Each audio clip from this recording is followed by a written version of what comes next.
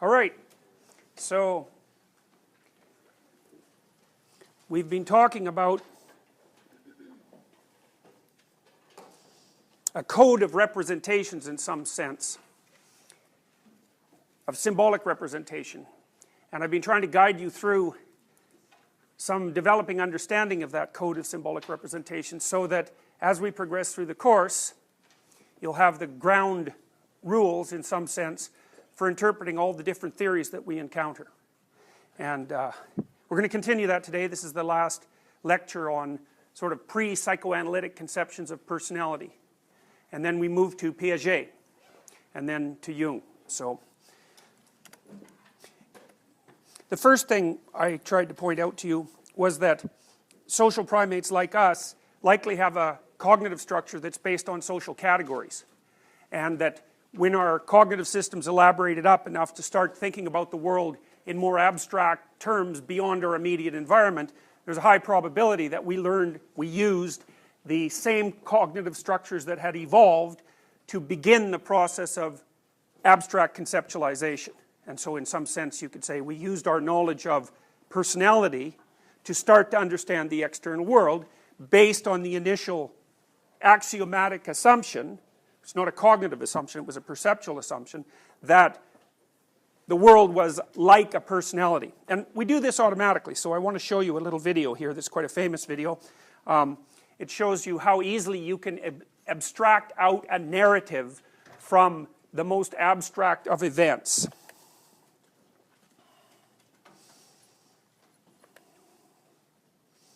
Okay, so watch what happens.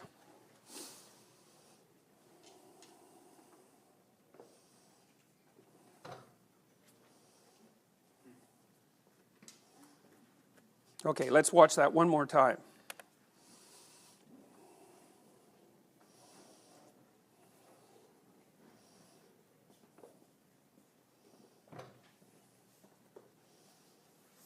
So it's something like, we'll go over it again, it's something like the little circle, the poor little circle is trying to escape, and when it does, the bad gray triangle comes up and sort of steals it, and then the blue triangle has a little scrap with the gray triangle and, you know, puts the little yellow or the little circle back into its safe enclosure, right? And so the reason that that demonstration was developed was to indicate, and also to test how little information you really needed, how low resolution the information was that you needed in order to perceive, to directly perceive something that was like a narrative.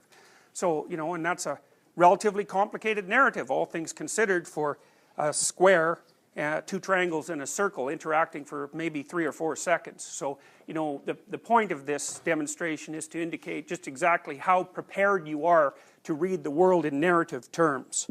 So, all right.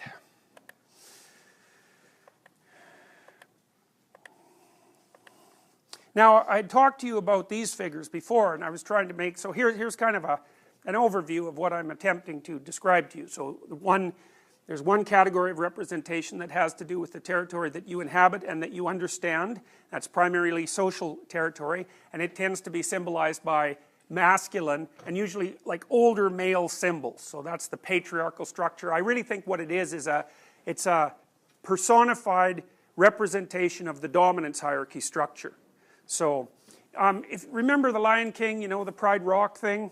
So the Pride Rock is sort of associated with Simba's father, and so that category of symbol is the symbol that I'm talking about. So he used that high place on a mountain as an indicator of dominance structure. You saw that at the opening of the Lion King movie, where all the animals come, they gather around, they all bow before the rock with the king on top of it.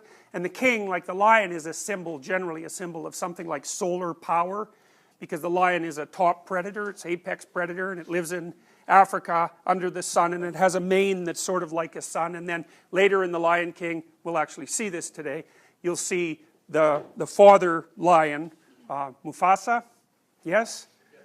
He appears in the sky with a solar halo around him. So that's the masculine category. And then the feminine category I told you a bit about is a more chaotic category. And it's a chaotic and plastic category out of which new forms emerge. And then one of the categories that we haven't talked about is the category of the individual. And the individual is the hero in hero stories and is the initiate in initiatory routines. And so the hero is the person who is attempting to become a complete biological and historical entity, personality, so that they're capable not only of adopting independent existence, but of adopting independent existence that's productive, and that's productive in a way that's also of benefit to the community. So it's a particular pattern of development, and that needs to be catalyzed by human societies, because in order for a society to maintain its structure and for the people within it to thrive, the developing individuals have to mature to the point where they can take care of themselves in a way that doesn't disrupt the whole social structure. And so that's the path. It's a natural path for human beings, I would say, to some degree, because we're such intensely social creatures, but because we're also quite malleable and complex and also grounded in history and cultural creatures, it's also something that has to be taught both from the perspective of imitation and explicitly. And so a lot of initiation rites, for example, are predicated on the idea that you take the person out of their childhood context, you destroy their personality, usually as a consequence of some quasi-traumatic encounter, and then you refill them with the cultural norms, and that makes them an adult. And so, you know, to some degree, that's what you guys are doing in a very slow way when you make the transition from high school, say, to university, or the transition from high school to a job. We don't, in our culture, we don't have the kind of abrupt ceremonies, though, that are designed to catalyze that transformation. And, you know, maybe that's an okay thing, and then maybe it's not an okay thing. I mean, one of the things that Freud pointed out, and he's absolutely right about this, is that because human beings have such a long dependency period, it's not that easy for us to grow up.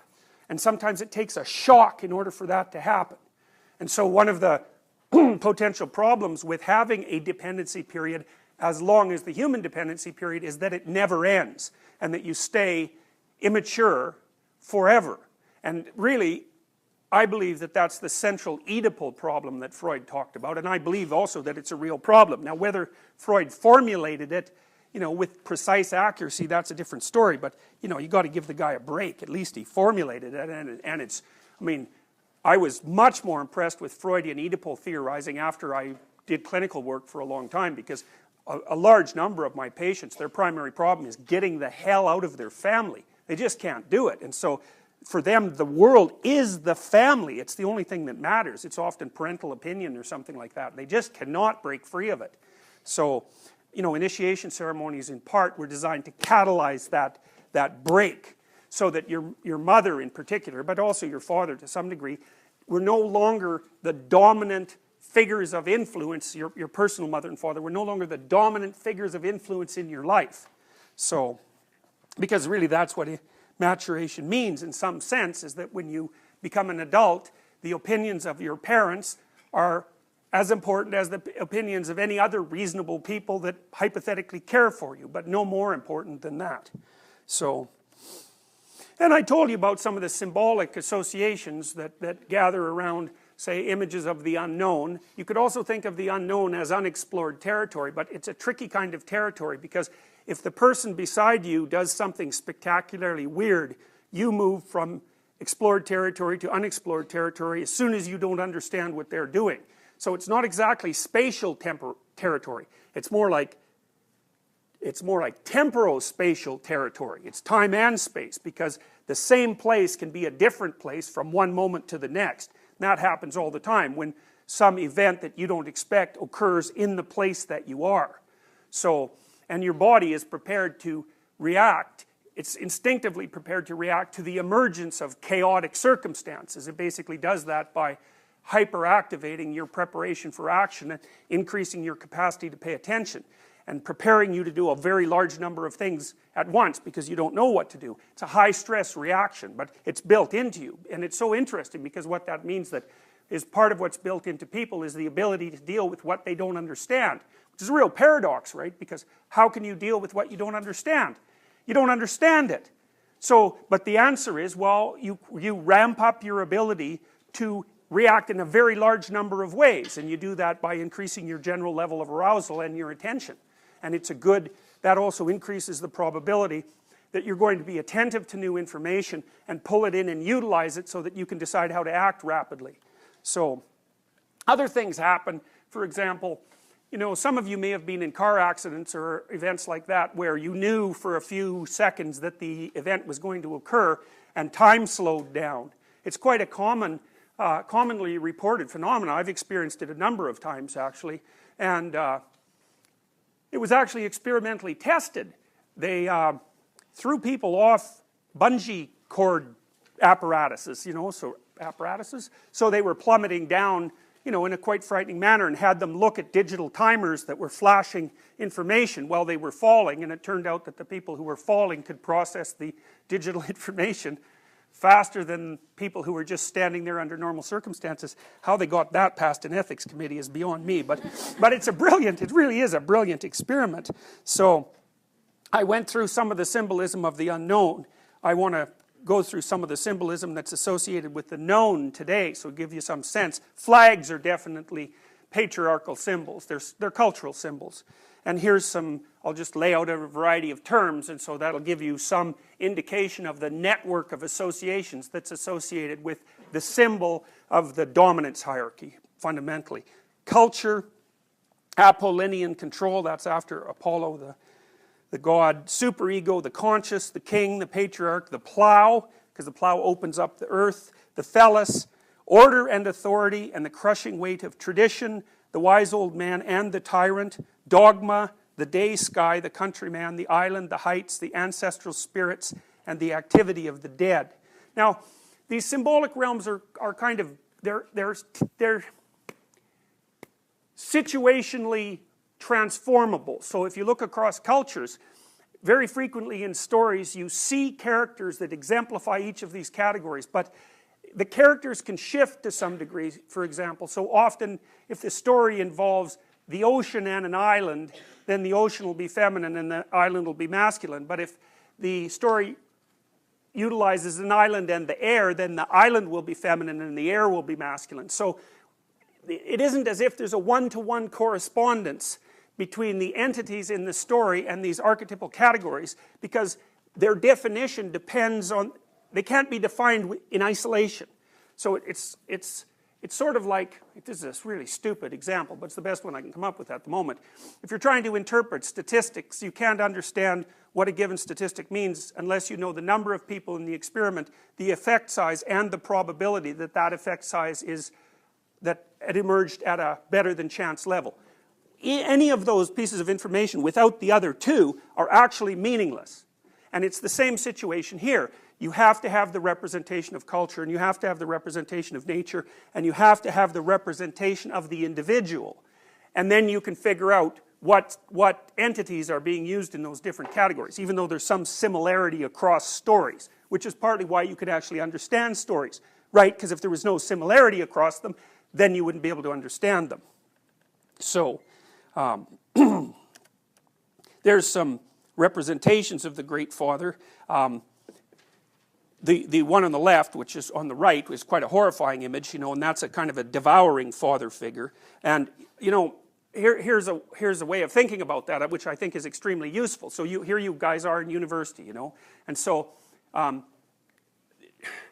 university is one of those patriarchal institutions that gives with one hand and takes away with another, right? So when you come here, there's thousands of you, there's tens of thousands of you. So in some sense, as an individual, you're rather faceless.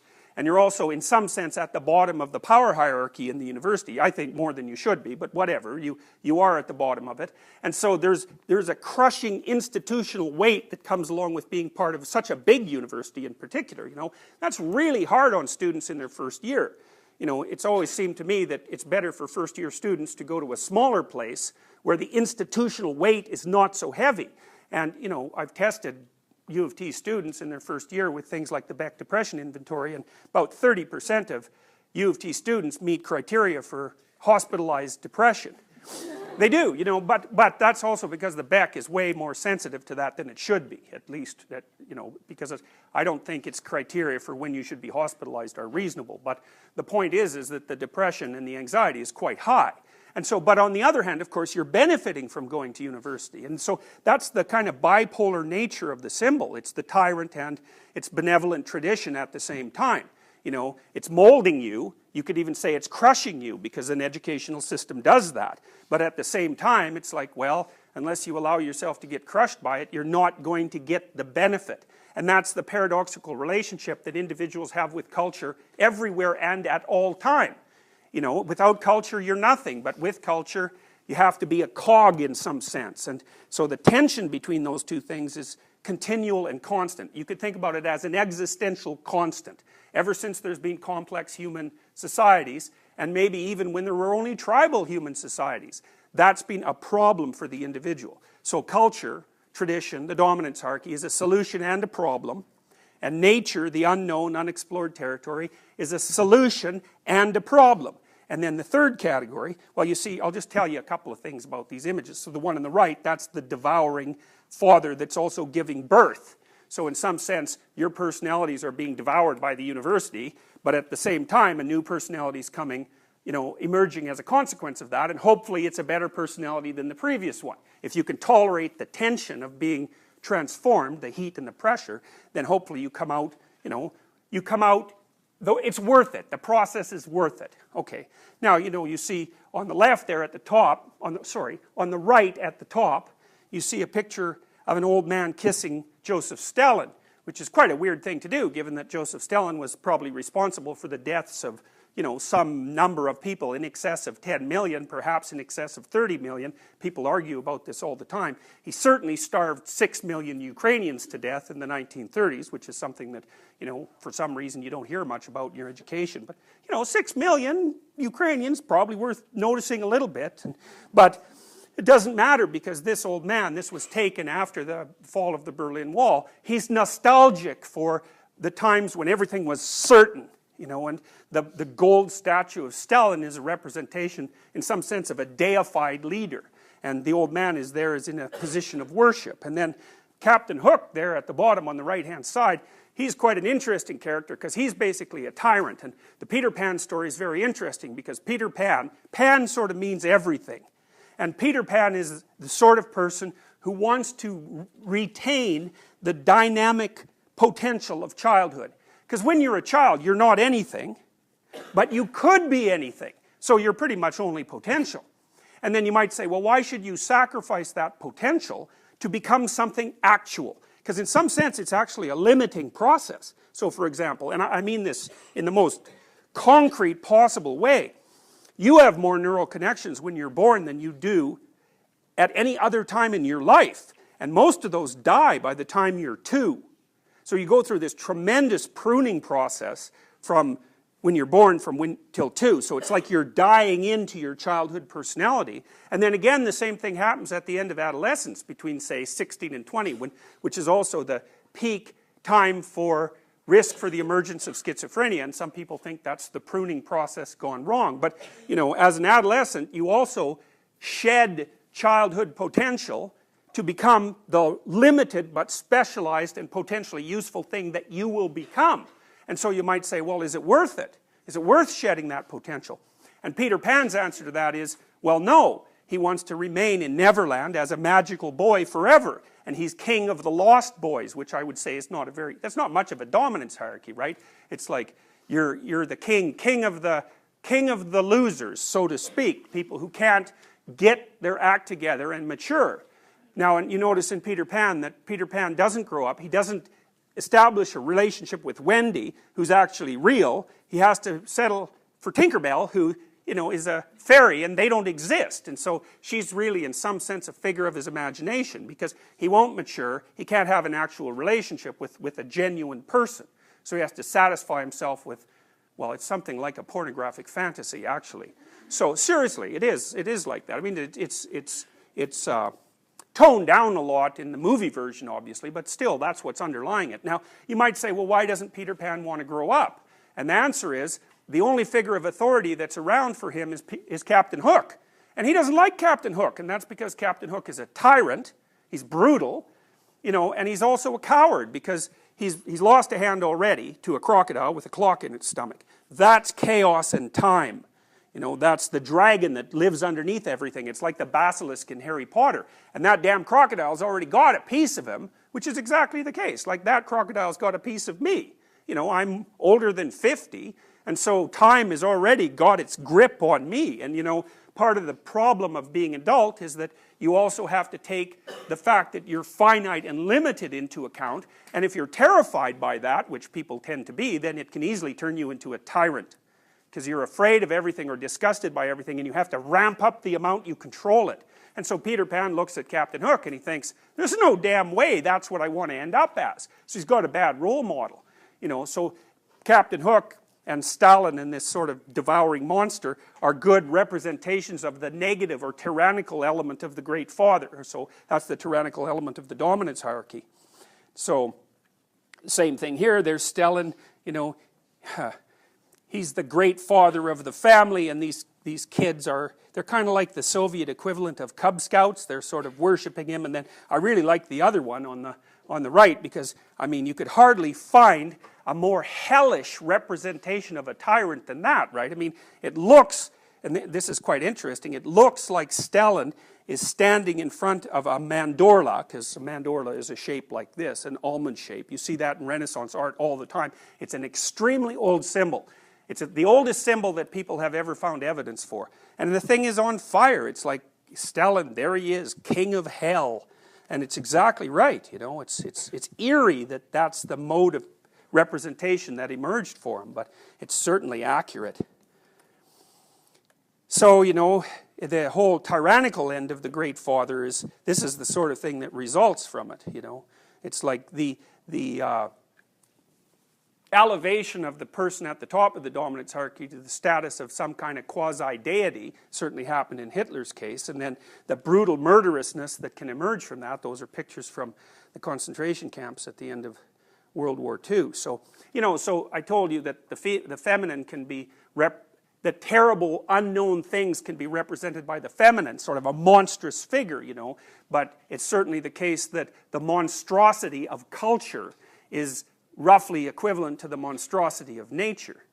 You know, and one of the things you might think about is that common ideologies tend to utilize these symbolic categories. It's almost as if they appropriate them. So the environmental movement, for example, basically says benevolent nature, right? So that's the positive feminine. Negative culture, because that's cultures out there rapaciously destroying the pristine wilderness of Mother Nature, and the negative individual too, because, you know, human beings are part of that as individuals, and we're kind of a cancer on the face of the planet. If you know, I mean, that's a pretty dark way of looking at it, obviously. But it's one-sided, because you can easily say, yeah, well, you know, we're in a war with nature because obviously she's trying to kill us as fast as possible, and we better have some culture because otherwise we'd be sitting outside in the freezing snow. And, you know, you might be a rapacious consumer, but on the other hand, you're just trying to survive, and it's not that easy. And so, you know, you need to have both of those stories together before you have a reasonable representation of the world. It's not easy to cope with something like, well, like that. It's not easy to cope with something like that, and every institution has this potential and this element, because institutions tend towards bureaucratization and tyranny as they develop. They close up and become rigid. And so, you know, that's a rough thing to deal with. And then, of course, this is a rough thing to deal with too. So you might think, well, you could have a little bit of sympathy for human beings, not just throw them in the horrible, rapacious creature category, which I think is an extraordinarily pathological and also a pre-genocidal thing to do. You know, because you hear environmentalists, for example, now and then say, the planet would be better off without people on it. It's like, well, you know, that's kind of what Hitler thought as well, about certain kinds of people anyways, and God only knows where he would have stopped. So, you know, when someone says something like that, one of the things you might think is, you should take a good look at your unconscious structure there, bucko, because fundamentally, you know, there's a genocidal ideology at the bottom of your thought structure. And, you know, you might think that you're an environmentalist, but you're actually possessed by a genocidal ideology, and you better do something about that, because if you ever get any power, you're going to be one dangerous creature.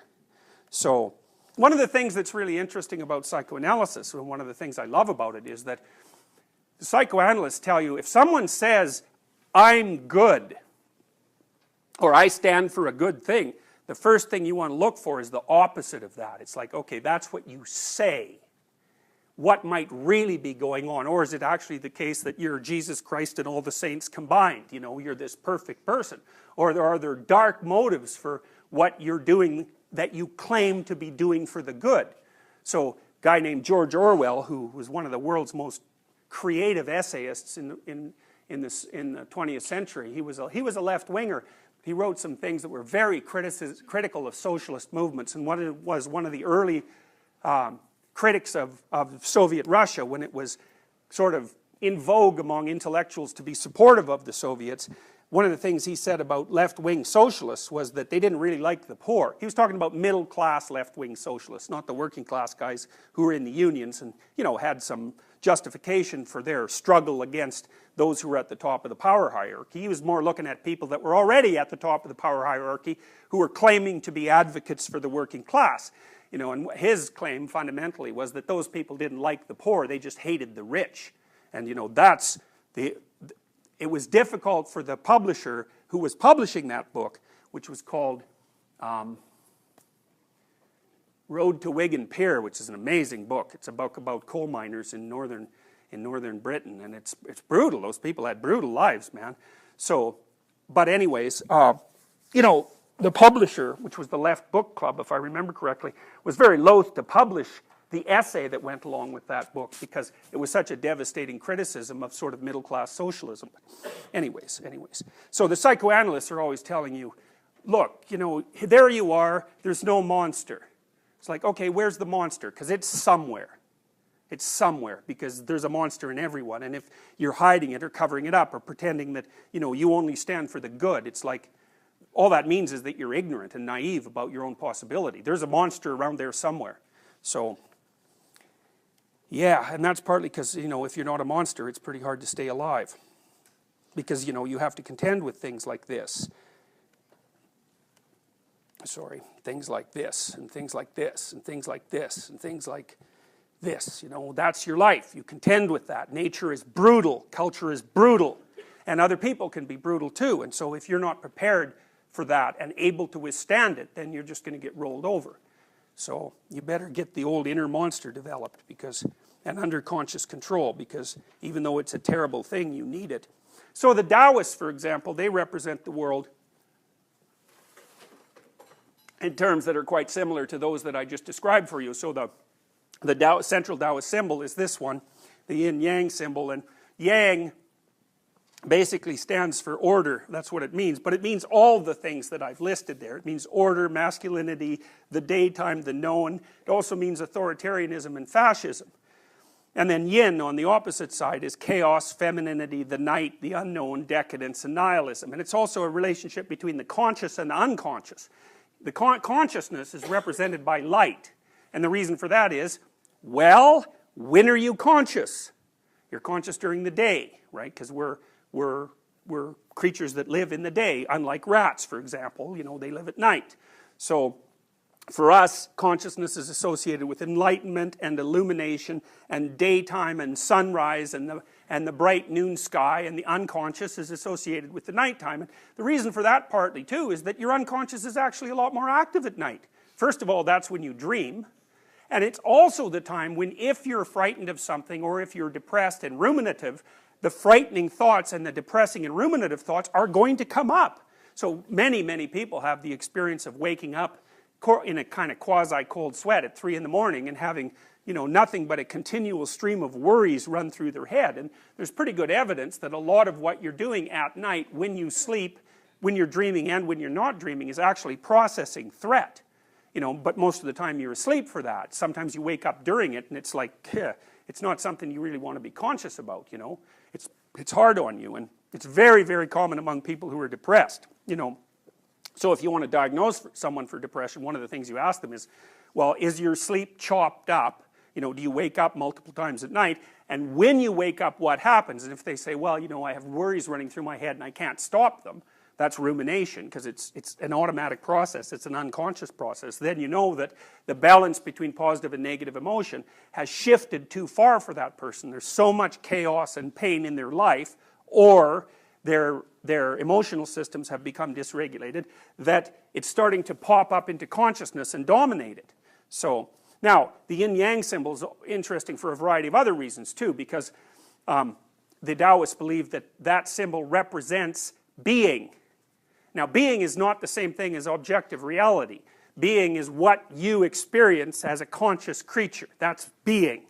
And for the Taoists, being is made up of these two elements, order and chaos. And the reason for that is quite straightforward. The reason for that is wherever you go, and whenever you live, and whoever you are, each environment that you're in is composed of things you understand, and things that work the way you expect them to, and things you do not understand, and that can pull the rug out from you at any moment.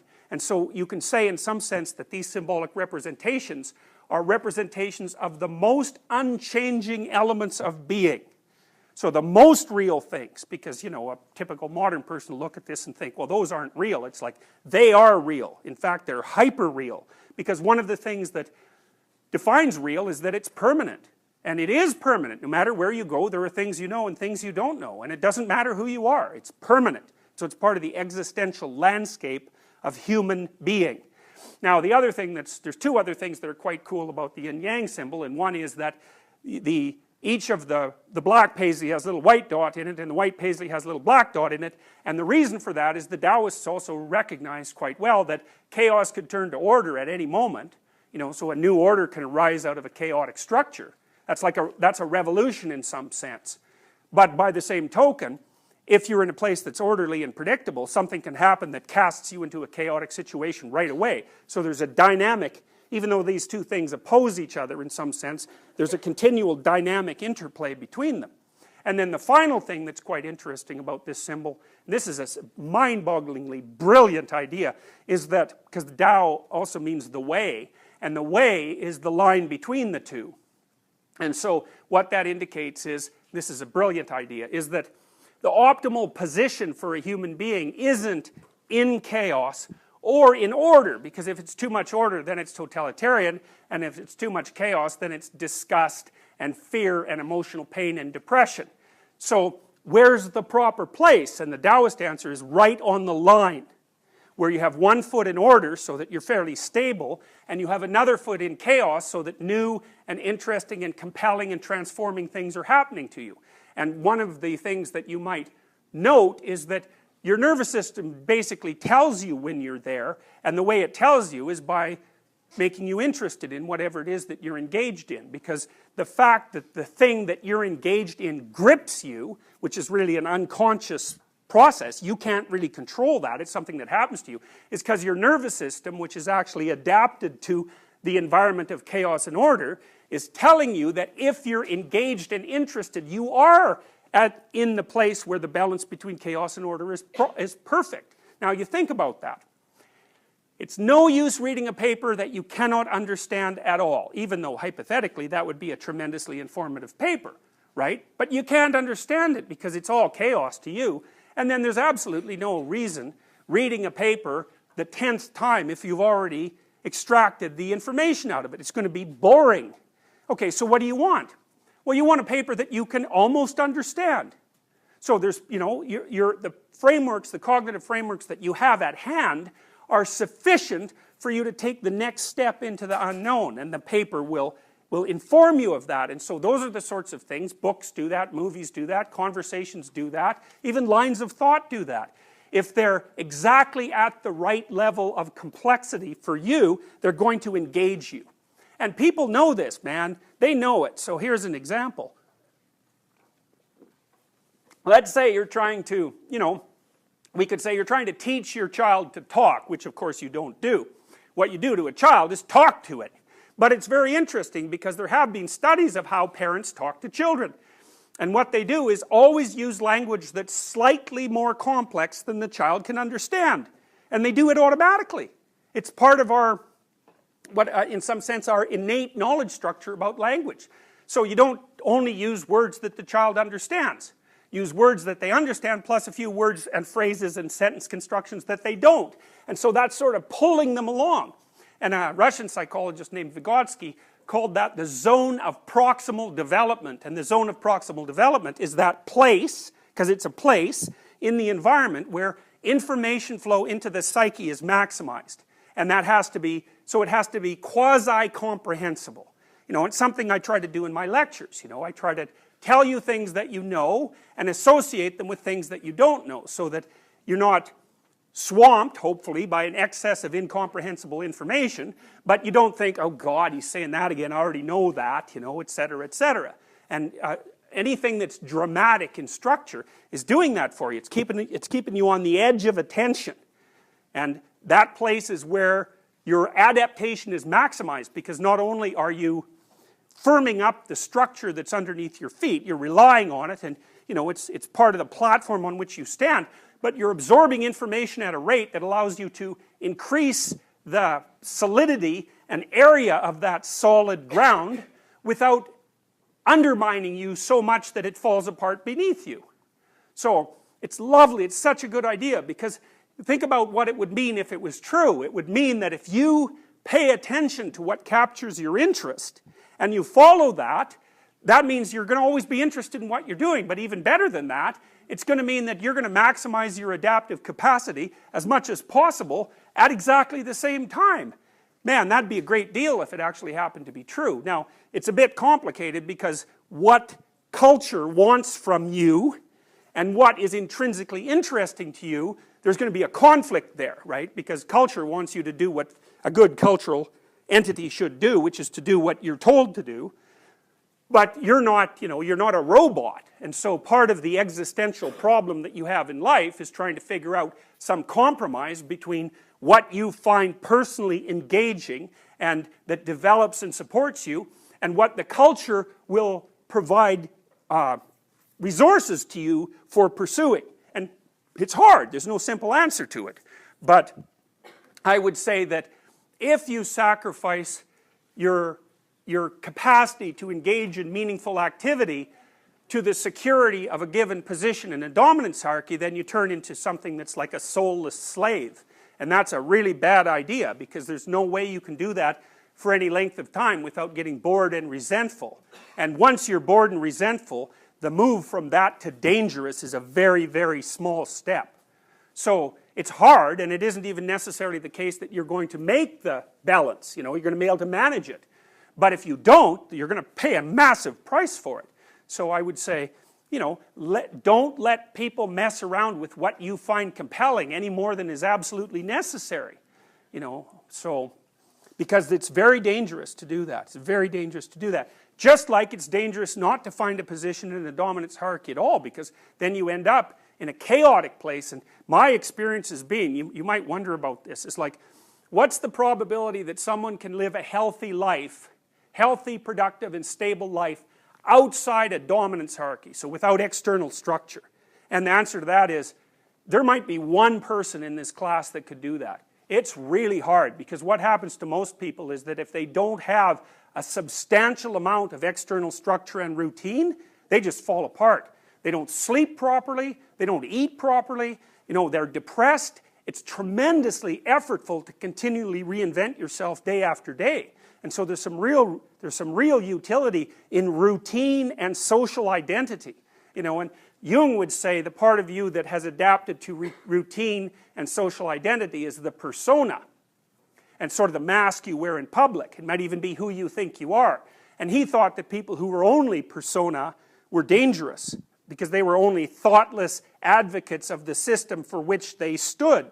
But he also believed that people who had no persona were in an equally terrible situation, because they're psychologically chaotic and they don't have a social structure around them to hem them in and continually remind them how to be sane and productive. So it's a matter of balance, you know. There's horrors on both sides, and there's advantages on both sides, and the trick is to place yourself in a location where you're deriving maximal advantage from both. And you'll be able to tell if you do that, because if you are doing that, you're going to find your life engaging and meaningful enough, so the fact that it's also tragic and potentially composed at least partially of slavery is going to be acceptable.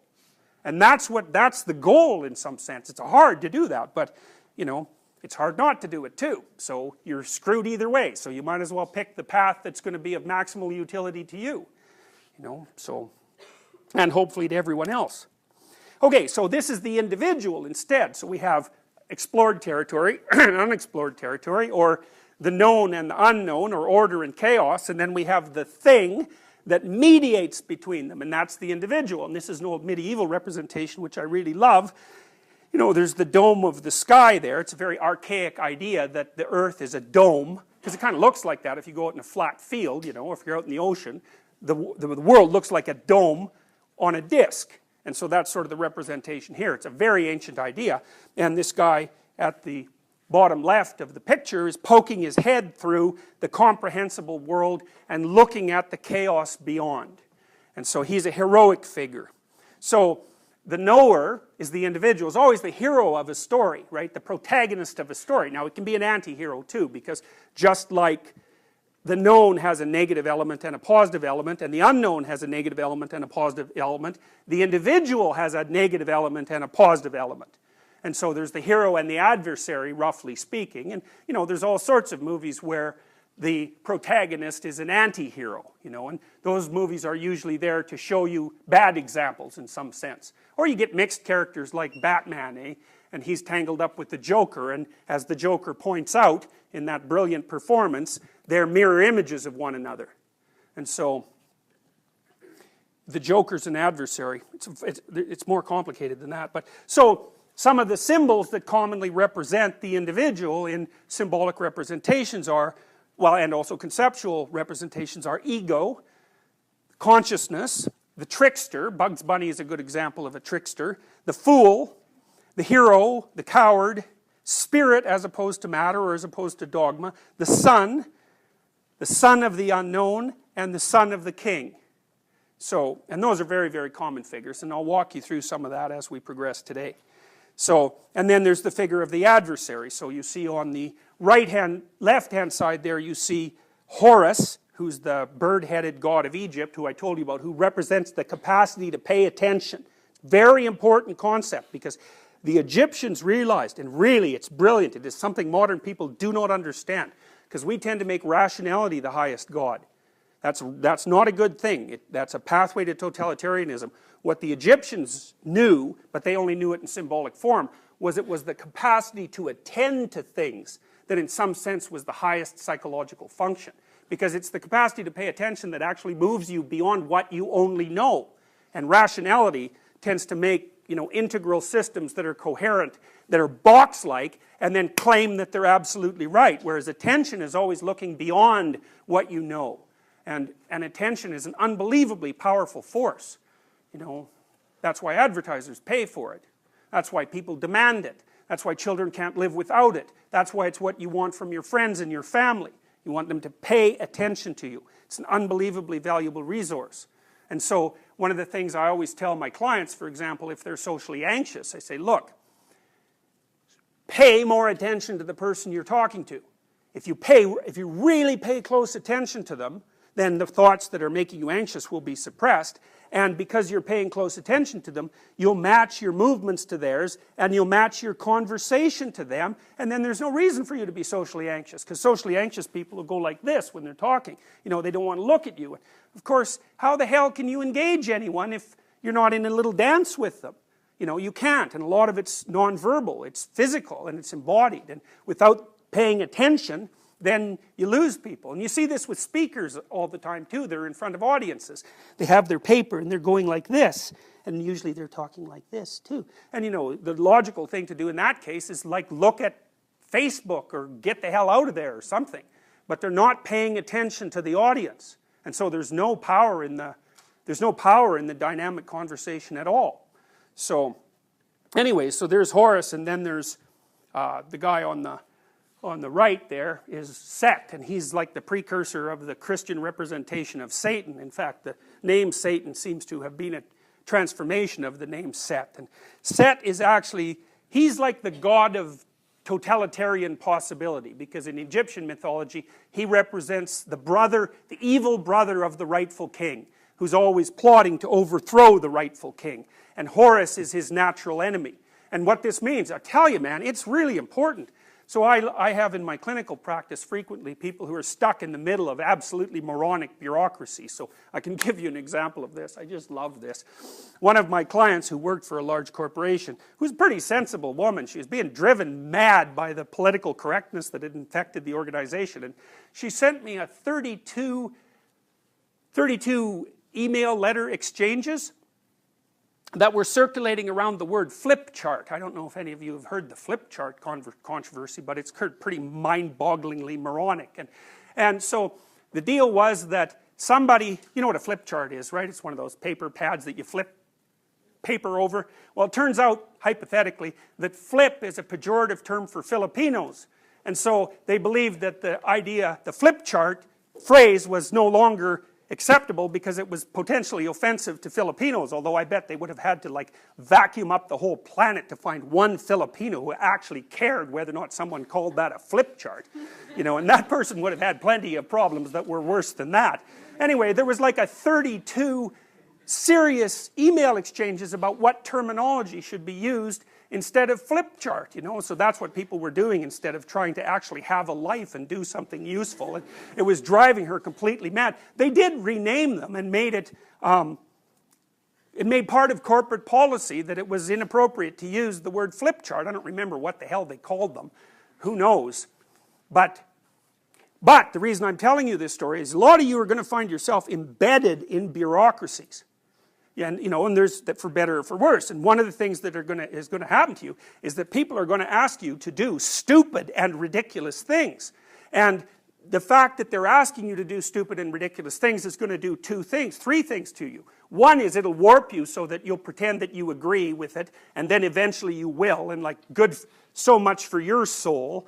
And then the other thing is that it'll demotivate you because you'll think, why should I be like slaving away at this job when, you know, I'm being pecked to death by morons with stupid rules.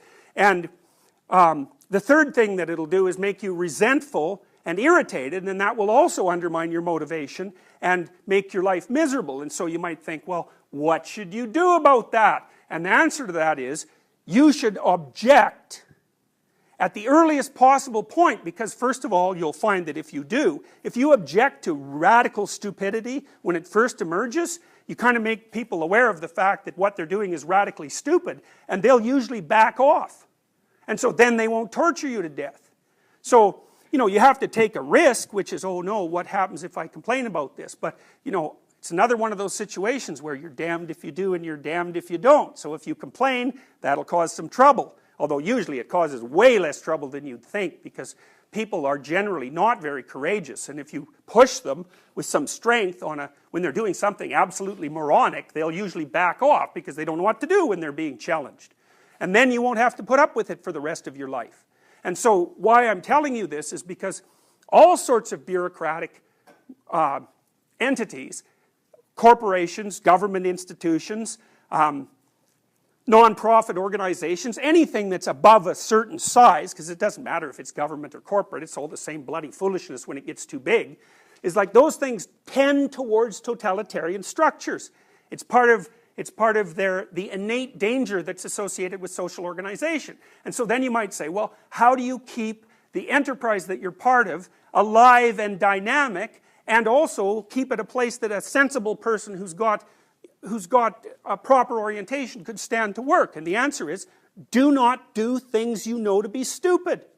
Stand up and say, look, that's dumb, I'm not doing it. And if they ask you why, then you can say, well, A, I think it's stupid. B, if I do it, I'm going to get irritated and resentful. And also, if I do it, it's going to decrease my motivation. So I'm not doing it. And then if they push you too hard, it's like, hey, it's time for a different job. And that might be the best thing that ever happened to you, because if the structure you're in is going in that direction, and you can't stop it, it's like, get the hell out of there and find something else. So it's not that hard to find a job when you already have a job. That's another thing to keep in mind too. You know, whenever you're working, and you will be, especially in the world of today where jobs are relatively uncertain, is you should always have an escape route planned. And it should be active, because if you don't have an escape route and you can't get away, you can't say no. And if you can't say no, you can't bargain. And if you can't bargain, you're a slave. So that's how the world is set out at the moment. It's probably always been like that, but it's something that you really need to know, because you got to watch. If your being is objecting to something that someone is forcing you to do, maybe you're right. Maybe you shouldn't be doing it. And lots of people end up living meaningless lives. And that's not a very good term, because there's no such thing as a meaningless life. Because one of the meanings of life is suffering. And there's no bloody way you're going to escape that. So you will not have a meaningless life. You'll have a life that's only suffering. And I wouldn't recommend that, because it'll make you one miserable creature, and plus you'll warp everyone around you because you'll be vengeful. So these things are really important. They're really important. So, all right, so the individual, as like culture and like nature, also has its negative element. Jung would call that the shadow. You know, and we're going to discuss the shadow in some detail, because one of the things that Jung believed, and he kind of got this idea from Nietzsche, was that when you grow up, and maybe as a consequence of your temperament, you tend to think that some of your attributes are good and some of them are negative, you know. So you make moral judgments about them, and fair enough. So, you know, you might think, for the psychoanalysts, the two elements of human being that were commonly regarded as negative from a moral perspective were sexuality and aggression. But Jung's notion is that, well, you know, you might be someone who's modest and careful and never causes any conflict, and then we might say, well, you're a well-socialized person. But Jung's point would be, yeah, but you got no power. You've got no power. And so people are just going to roll right over you. So you better dive into that morass of sexuality and aggression and pull out those powers and integrate them into your psyche so that you can use them consciously, because without that, you're harmless. But, you know, I don't think that's a very good ambition. You know, what do you want to be when you're 30? Well, I want to be harmless. It's like, you know, really, that's what you want to be? It's like you might as well not even be if that's your goal. So, you know, this dichotomy between the positive individual and the negative individual is very, very complex, because what's positive and what's negative is not obvious from the beginning, and arbitrary judgments don't help. It's very difficult for a given individual to look at themselves and say, well, what is it about me that's actually worth developing? And I can tie this into some degree into Big Five theory. So one of the Big Five characteristics is agreeableness, eh? And people tend to think of agreeableness as a virtue, which is it's completely idiotic to think that, because every virtue has its vice.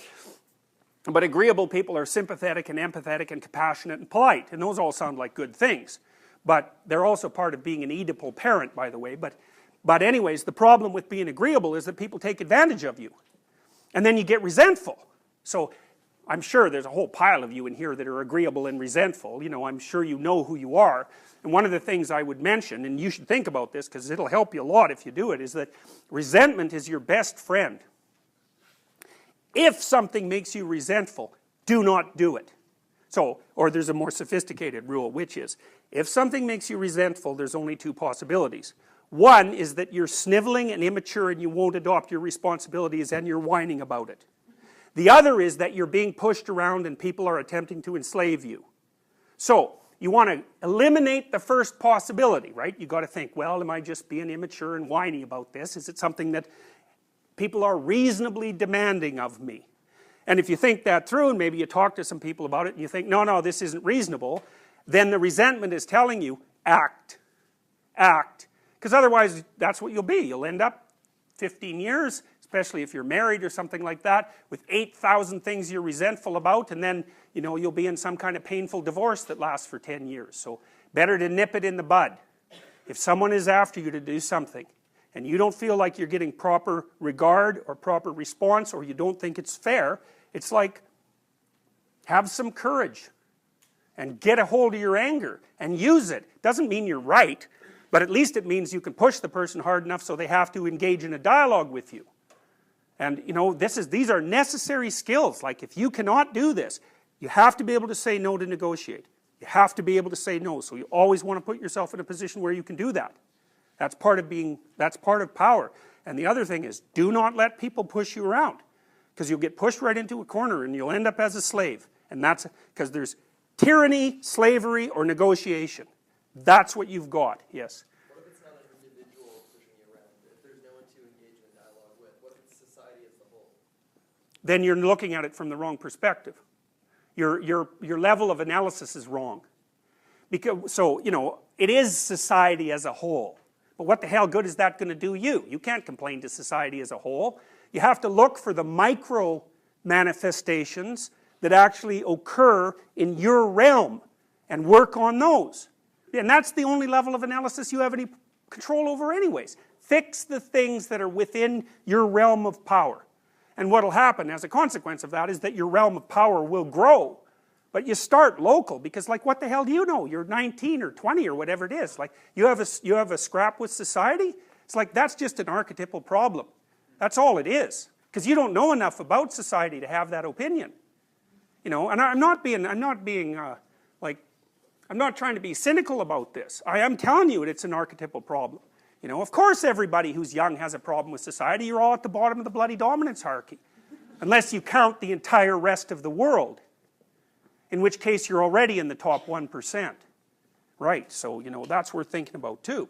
So, and, you know, if you are involved in a battle in some sense with society, you're dominated by the figure of the Great Father. The negative figure of the Great Father. You also have to, a lot of what you should do about that is increase your level of gratitude. You know, here you are. It's warm. The chair works. The floor isn't going to fall apart. Right? You're at a prestigious institution. You're well on your way to being one of the top 1% in society. You're just too damn young right now for that to happen. You're smart. You're healthy. You're good looking, except for that weird thing you're wearing around your head. So, like, you know, what the hell? Everything's good for you. So, I mean, I know there's a tyrannical element. There is. It's real. But if that's all you see, you're blinded. And that's not good. It'll warp you. So, okay. So, here's an example of how people automatically see the world as animated. So, it makes sense. So, you know, because I said we automatically perceive the world in personified categories. So, let's look at this.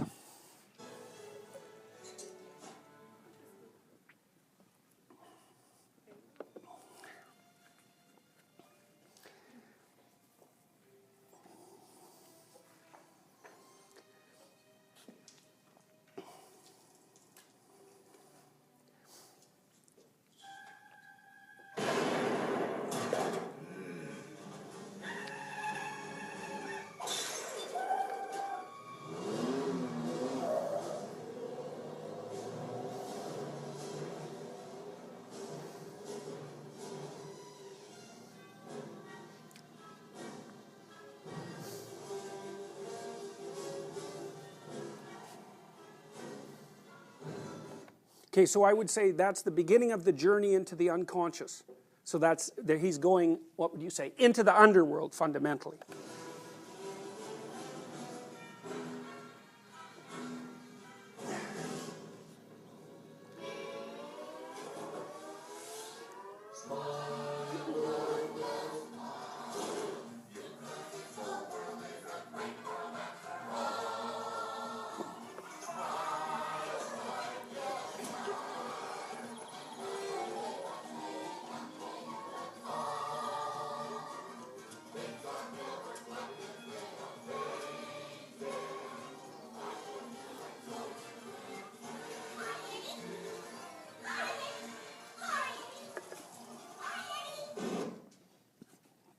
Okay, so the first thing you note is that you can all understand that, right? It's sort of like the world of childhood. But it makes sense for all those things to be animated, to manifest themselves in personified form. It's a way of looking at the world that we can really understand. And it's a natural way, sorry about that, it's a natural way for children to look at the world. All their books are like that. Everything's animated because that's what they assume about the world. That's their first understanding of the world, is the world of a place of personalities. And they have to move beyond that to start developing some concept of the objective world. And it isn't even clear that that's necessary. So, okay, so now, I would say that that's, what would you call, that's part of the symbolic structure that represents the shamanic initiation. So I'm going to read something from Eliade, which is one of the readings that you have. I should like even now to stress the fact that the psychopathology of the shamanic vocation is not profane. It does not belong to ordinary symptomatology. So what he's saying is that it's not psychopathological. It's part of normative personality development. It has an initiatory structure and signification. In short, it reproduces a traditional mystical pattern. The total crisis of the future shaman, sometimes leading to complete disintegration of the personality and to madness, can be evaluated not only as an initiatory death, but also as a symbolic return to the pre-cosmogonic chaos, to the amorphous and indescribable state that precedes any cosmogony. Cosmogony is the account of the initial creation of being. So in the Judeo-Christian tradition, for example, that would be the emergence of order out of the initial state of chaos that's produced by God's word. So, and that's another symbolic representation. There's chaos, there's the active word, and there's order. And those are the three initial elements of being. And so the shaman, in some sense, is reducing himself as a consequence of exposure to something radical, to the initial components of his being, and then being reconstructed out of that. And that happens to you all the time, in some sense, when you encounter an obstacle that really sets you back. Because, you know, you've ordered the world, and then what you find out is the ordering of the world is incorrect. And before you can reorder it, it has to become chaotic. It does become chaotic. That's what sets you back. And then out of that chaos, you have to bring out a new order, if you can. You know, so for example, you get betrayed by someone that you love. It's like, okay, it's time to update your world model. Now, can you? Well, maybe not. You know, because if you really update it, you have to come to terms with the fact that the individual, which would also include you, is capable of radically immoral acts. Because betrayal is a radically immoral act, right? If there's anything that's actually immoral, it's people telling you one thing and then doing a whole bunch of other things behind your back. And then that brings up a question, which is, well, how the hell can people be like that? Especially because I'm also a person. And then also, how can I be so naive and moronic that that can happen to me? So, and those are not trivial questions, you know. If you don't have an answer to them at hand, what it means is that there's half the world you haven't mapped out, which would be the negative half. And you may have to revisit and revise and destroy virtually all of your assumptions about the world. So that's a reduction to chaos. It is not fun, especially if it happens accidentally. And it can be traumatic enough so you never recover from it. Post-traumatic stress disorder is like that. Like if you watch soldiers in battle and they get post-traumatic stress disorder, it's very frequent that they get it because of something they did, not because of something that happened to them. You know, so they're out on a mission of some sort and they shoot a 3-year-old child. It's like, and maybe they do it consciously. And then, you know, they wake up after they do it and they think, well, that's not me. It's like, oh yes it is. It's just not the you that you think you are. And the you that did that, man, encountering that's going to be enough to damage your consciousness. And that is what happened to people with post-traumatic stress disorder. Like, it blows them apart so badly, and not just psychologically, right? It radically alters them physiologically. Their amygdalas grow and their hippocampi shrink if you have post-traumatic stress disorder. It's a whole brain transformation. It's like, it's no joke. And the human capacity for evil is so deep that, well, Jung, for example, he thought that you know, an accidental encounter with it was enough to, well, enough to lead to madness in some cases, and it's no joke. All right, so here's a way of thinking about things. I'm going to move through it relatively quickly. So you look at the world through a frame of reference, and the reason you do that in part is because there's more to the world than you can understand. And so that would be the actual chaos of the world. It's like, the world is very, very, very, very, very complicated. And, you know, you're very complicated too, but you're not as complicated as the world. So you're continually surrounded by a chaotic structure that you don't really understand. And you have to frame it in with a frame of reference that only allows you to see those things that are necessary for you to see at the time of your given action. And as far as I can tell, this is a cybernetic model of personality. The elements of that frame are something like, this is a basic story. You are somewhere. You're located somewhere in time and space, always. You know where that is, and you have some sense of the qualities of that localization. So people ask you about that because they ask you, well, how are you doing? And what they're asking is, you know, what's your representation of your current state of being? And the answer to that is, generally for people, it's okay, but it's insufficient.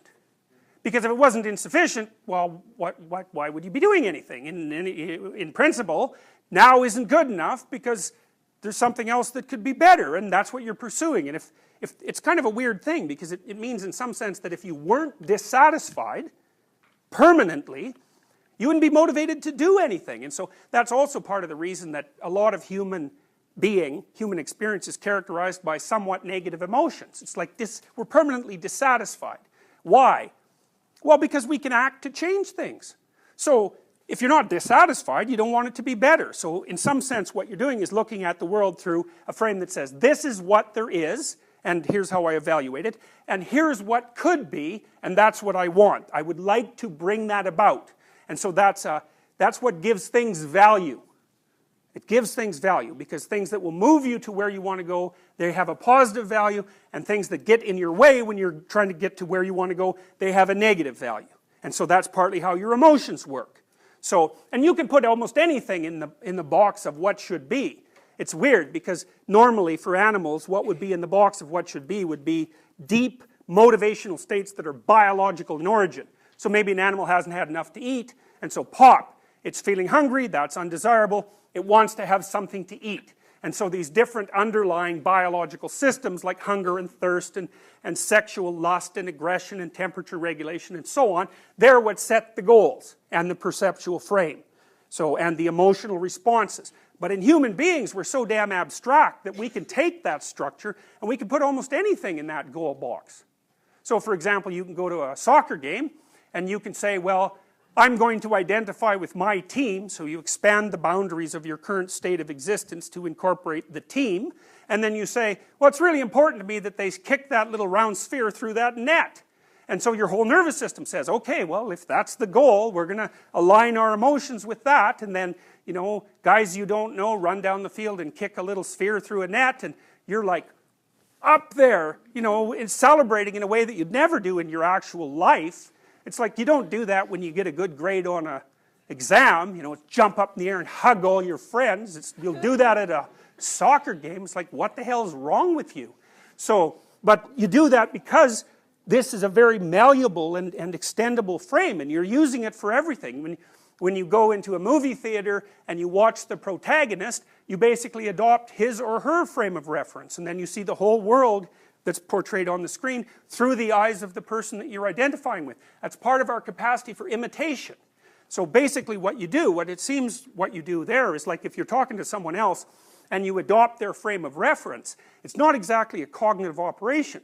What you seem to do is, first of all, come to some understanding about what it is that they want. And so that's the goal. Once you know what they want, you can represent them in your body.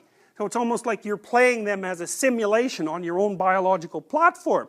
And then you can infer from your own emotional responses, if you also simulate the situation that they're in, what their emotions are, and that enables you to understand other people. So we're these weird biological computers that are capable of running other psyches on our biological platform, and that makes us able to imitate and also to understand each other.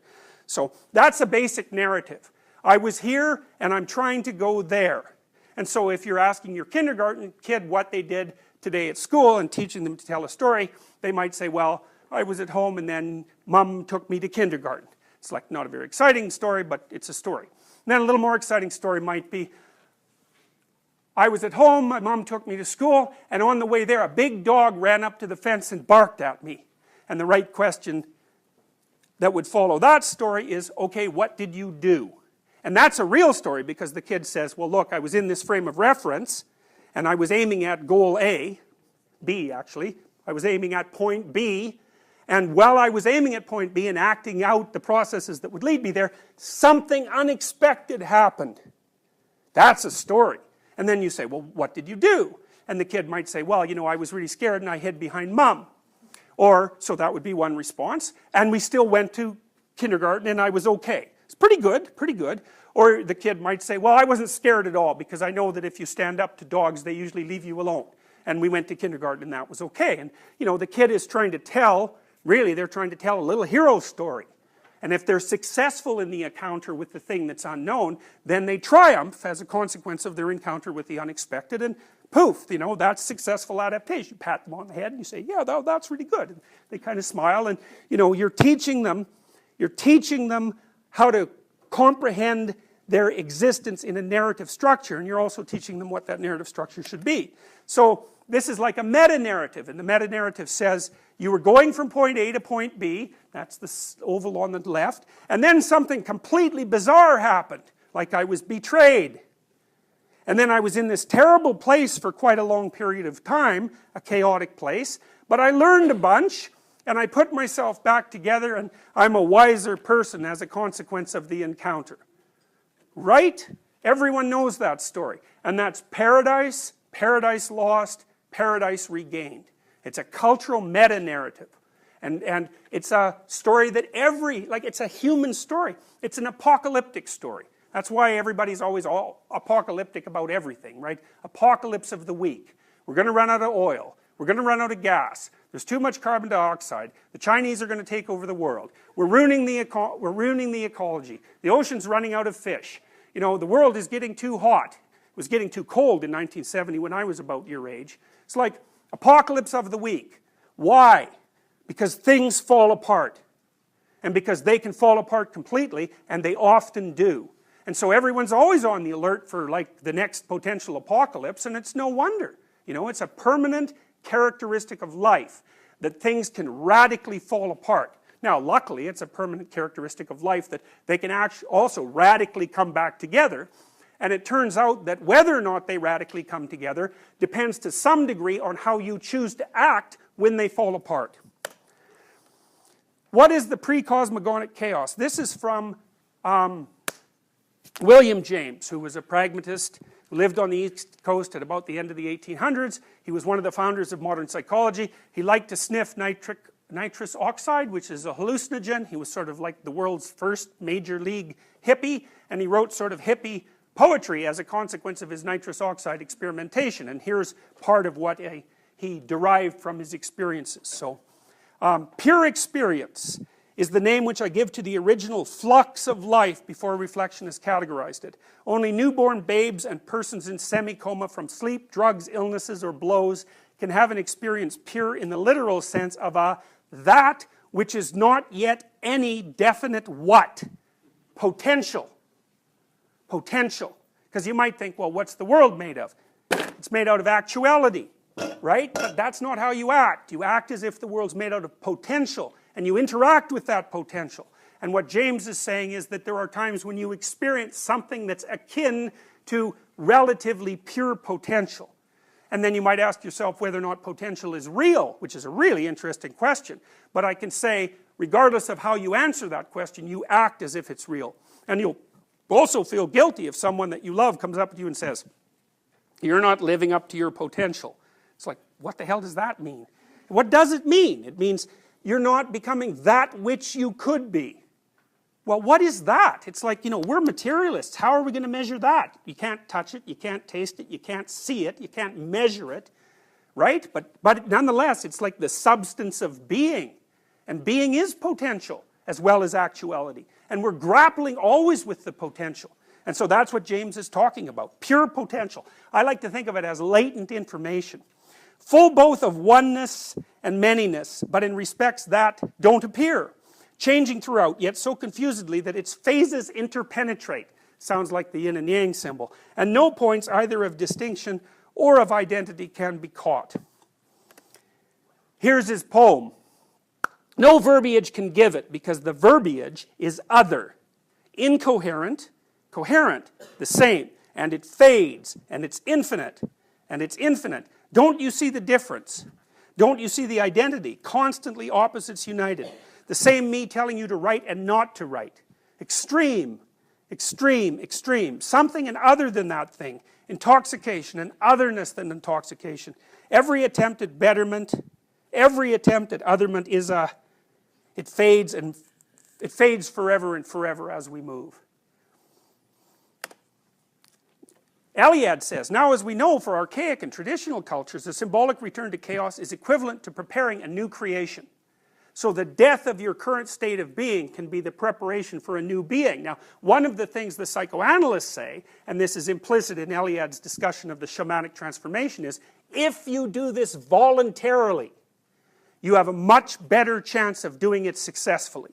So the rule is, well, if you go out to hunt for a dragon and you're in pretty good shape while you're doing it and you're all prepared, then the damn thing might not eat you. But if you're lying in bed and you're covered with cheesy dust and you're hungover from 3 days worth of drinking, then the dragon will just eat you, and it's probably a good thing for everyone that it did. So the point is, be prepared, and part of the way that you're prepared is by being awake and having the many sources of power that are at your fingertips, that are part of your biological and cultural inheritance at the ready, so that you can respond.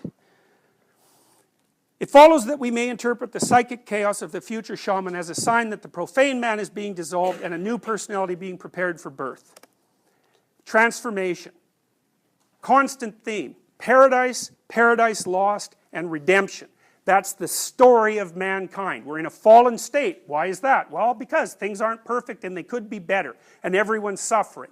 So things have fallen apart. They're always in the state of being fallen apart. And what are we trying to do?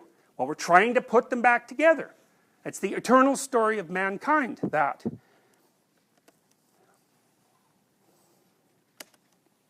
Now, Henri Ellenberger, who was an existentialist psychotherapist, and who was a leader of the existentialist movement in the 1950s, and also a profound student of psychoanalysis, talked about something he characterized as a creative illness, which was something that manifested itself in Freud and in Jung, and in other people like Viktor Frankl, for example, who went through periods of extreme, and Darwin, extreme periods of chaotic disruption as their new theories were manifesting themselves, because the new theories tore them apart as they were being developed. And they paid a tremendous personal price for that. But generally they were able to reorganize themselves within the context of the new theory, and that made their stance more powerful and more complete than it was before. He described the characteristic elements of the creative illness as follows. It succeeds a period of intense preoccupation with an idea and search for a certain truth. It's a polymorphous condition that can take the shape of depression, neurosis, psychosomatic ailments, or even psychosis. Whatever the symptoms, they are felt as painful, if not agonizing, by the subject, with alternating periods of alleviation and worsening. Throughout the illness, the subject never loses the thread of his dominating preoccupation. It's often compatible with normal professional activity and family life. But even if he keeps to his social activities, he's almost entirely absorbed with himself. He suffers from feelings of utter isolation, even when he has a mentor who guides him through the ordeal, like the shaman apprentice with his master. The termination is often rapid and marked by a phase of exhilaration. The subject emerges from his ordeal with a permanent transformation in his personality and the conviction that he has discovered a great truth or a new spiritual world. Also happened to Piaget. Many of the 19th and 20th century figures recognized universally as great, Nietzsche, Darwin, Dostoevsky, Tolstoy, Freud, Jung, were also additionally characterized by lengthy periods of profound psychological unrest and uncertainty. Here's a dream that my daughter had when she was 3. And this is quite a cool dream. I caught it. I was able to write it down verbatim because I was writing at the time. So she came in to tell me this dream. So I typed it out because it's not that easy to catch a kid's dream. So here was the situation.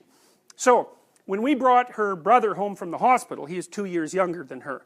We didn't, now, if there's less than a 3-year gap between siblings, there's a high probability of sibling rivalry because the old sibling still needs a lot of attention, but, when you have a 2-year-old, you think, man, that's a baby, but when you bring a newborn baby home, that 2-year-old's an adult. Like, there's such a radical difference between a newborn and a 2-year-old, and so it's hard on the 2-year-old, right, because they have to grow up right away, and maybe they don't get as much attention, so we taught her to come for a hug when she needed to, by practicing that, and we also prepared her and told her that, there was going to be some trouble, but she could get some attention from this new baby, and that was also her baby. So she was all prepared for that. So she took a lot of care of that baby, and she thought it was her baby. And she liked this baby. And so she called him baby, and then, he started to toddle around, and we told her one day, and he was being toilet trained, we said, look, Michaela, he's not really a baby anymore. And she didn't like that because she thought, I like that baby. And now whatever this creature is, apparently is not that baby. And so what am I supposed to do about that? And that is a profound question, because there are lots of parents who don't let their children progress past the stage of baby because they don't want to lose the baby. And so it's like she was onto something major. So this is what she said. This is her dream. Julian is the name of her little brother. Julian's eyes falled out, and then he falled into pieces. And I said, what sort of pieces? And she said, Julian pieces. It's like, yeah. And then his bones falled out too. Then a hole got him, and there was water in it, and when he came out, he was big. And my wife said, Julian isn't a baby anymore? And Michaela said, no, he's a big boy. And a bug with legs got him out, because bugs can swim. And the hole was in the park. And it moved into the backyard, and he fell in it. A tree burned and left the hole. So that was pretty cool. I thought, wow, that's pretty good.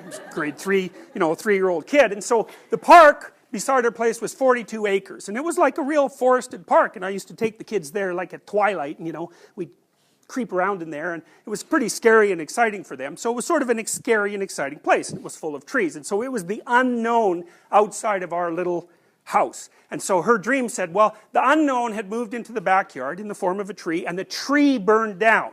And a tree is often a symbol of the psyche, and it left a hole, and the hole was full of water, and then the little baby went into the water, dissolved and went into the water. And then this weird bug got him out, so it was some alive thing. A bug. It was a bug like Jiminy Cricket in Pinocchio, because that's a bug, and it's a bug that leads transformation, by the way. So anyways, the bug got him out, and then he was a big boy, and what she was dealing with was the nature of radical transformation, how one thing could turn into something different, and then reconstitute itself as something else, and she did that on a symbolic level. So, what time is it? 3? Rats. 1 minute. All right, well, I'll tell you this little story for 1 minute. So, I had a 5-year-old nephew, and he was having night terrors, so he'd wake up at night screaming. It happened a lot, and there was some trouble in his family at that point. His parents ended up getting divorced. But anyways, he'd wake up screaming. And so he also was running around during the day with a little night hat on and like a plastic sword. And so he was like Joe Knight, And then when he went to bed, he had the little night hat by him and also the sword. And so one night when I was there, he had one of these night terrors. And so I was there that morning, and I said, well, did you dream anything? And this is what he said. Dwarf-like beak creatures who came up to his knees, he was out in a field, and they were like, so these little things about this big. They had no arms. They just had a big head that was a beak, and they were jumping at him with the beak and like chomping him. And on the top of their head, it was all hairy and greasy, and on the top of their head, they had a cross shaved in it. So it was like, everybody shut up at that breakfast, I could tell. It's like, oh, that's what's happening. It's no wonder you're screaming. And then, so he was fighting away with these things, and they're jumping on him. But the problem was, he said there was a dragon in the background, and what was happening was the dragon was breathing out fire all the time, and the fire and the smoke were turning into these dwarfed, little dwarf bird things that were biting him. And it's like perfect, right? It's such a perfect representation. He can't fight off any one problem, because it's sort of pointless, because there's something in the background generating problems like mad. It's like a hydra. Cut off one head, 7 more grow. So I said, what